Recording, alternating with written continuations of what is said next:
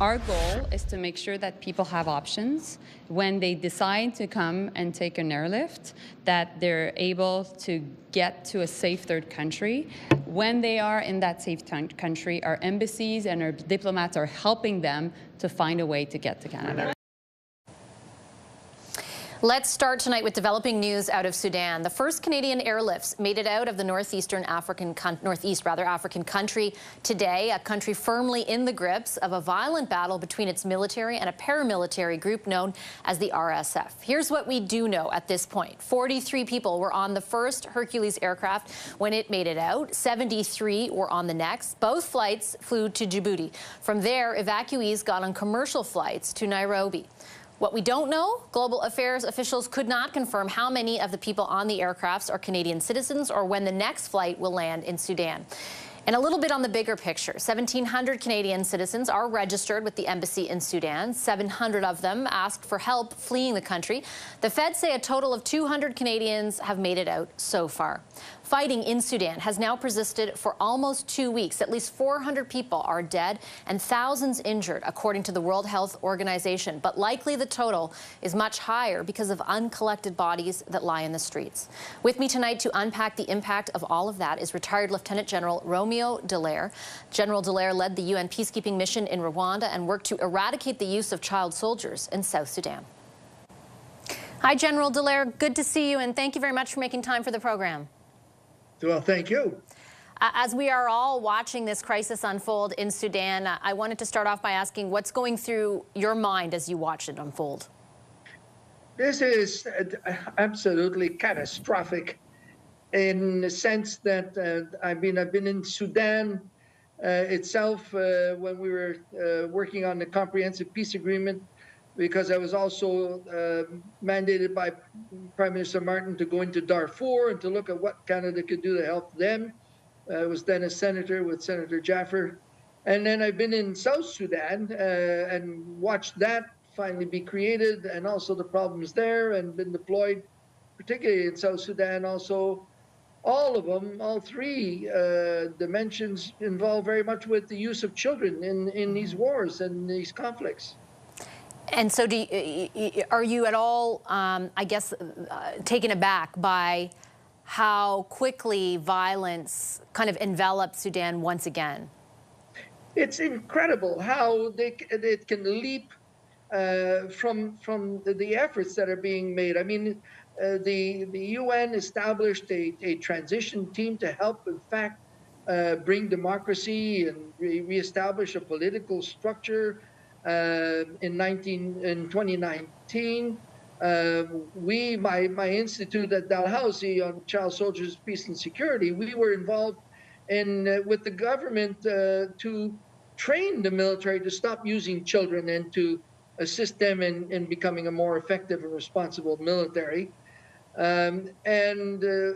With even the help of the transition team of the UN, and the monitoring, well, it crumbled, and it crumbled so rapidly that it is now destabilizing what little stability we had in Darfur, which, as you know, are African background Sudanese and had been abandoned for over a decade.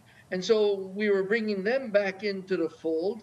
And also it's going to start potentially to create frictions with South Sudan, as the creation of South Sudan had significant impact on Sudan itself because of the oil and the oil pipelines and so on. So they're playing with a terrible mess of breaking up the little room they had established to be able to bring that the Sudan to a stable level, but also to give us some stability. I mean, we got Liberia on one side with South Sudan, we got Central African Republic, we got Chad. I mean, the place is just waiting to explode left, right, and center if we really let it. Well, on that note, on letting it, I wanted to get your thoughts, General, on the, really exodus, understandably, of people with Canadian citizenship, but also diplomats, right? So many countries have moved their diplomatic staff out because it's simply too dangerous. What kind of consequences are are there to that, given the violence that's happening there right now? Well, I find that they're moving them out pretty slow compared to what they did in Rwanda. I mean, within 24 hours, we had all kinds of people coming to pull out, not only diplomats but also all the foreign nationals there, and that's still fiddling. The disappearance of the of the diplomatic corps creates a vacuum that's got to be filled by either the UN sending envoys or creating a body that can, in fact, permit an exchange of maybe a certain compromise that can be accepted first by the two factions in Sudan, but secondly, also making sure that the outbursts of the rebel forces and the militias that have been fiddling in the Darfur area, they don't go back on a rampage and cause massive numbers of destruction of human beings and, of course, refugees.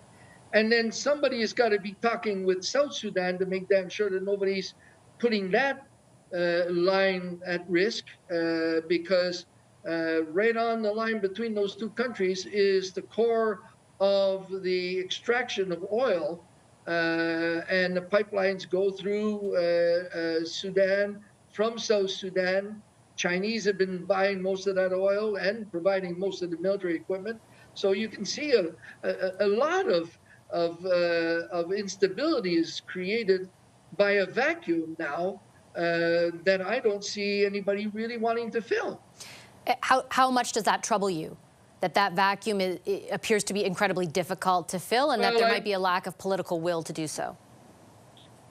It pisses me off because all the efforts that we've been doing in moving and stabilizing South Sudan and years of effort there and bringing them to a level that may permit them to advance is now sort of fragile and looking north, of course, into Sudan.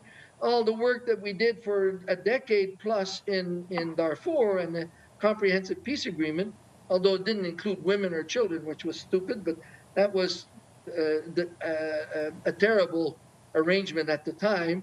Well, Darfur is now going to start exploding, and that could create ramifications beyond its borders, westward, and Khartoum itself.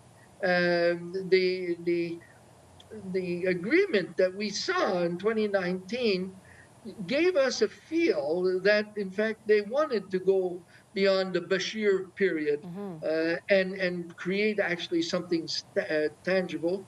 And that rivalry has, well, because there are too many weapons. Secondly, they're recruiting children, so there are too many recruits. They can mobilize too many forces, which permit them to use force and, in fact, sustain the conflict, which will only continue to deteriorate the ability to rehabilitate that whole area. Who is it that you can see attempting at least to fill that vacuum, to counter so much of what you to attempt and to counter so much of what you just described? Is it some of the more regional backers of each side? Is there a more regional neutral player? Is it the UN? Is it the US? What do you conceive of there? Well, you can see now how significant it is to help build the African Union and its headquarters and its ability to deploy and to be able to engage into these sub-regions of Africa. Mozambique exploded with child soldiers them too, and the southern region with Rwanda was able to at least engage, and we've been engaged there also. But the African Union, as a region, headquarters should be able to deploy that type of mediation and stabilization to start with. Secondly, it's got troops to be able to establish a force if a force was required. But I think right now it's very much an exercise of who can bring a reasonable, more than a ceasefire, sort of a truce that can have a certain time frame to permit, in fact, outsiders to come in.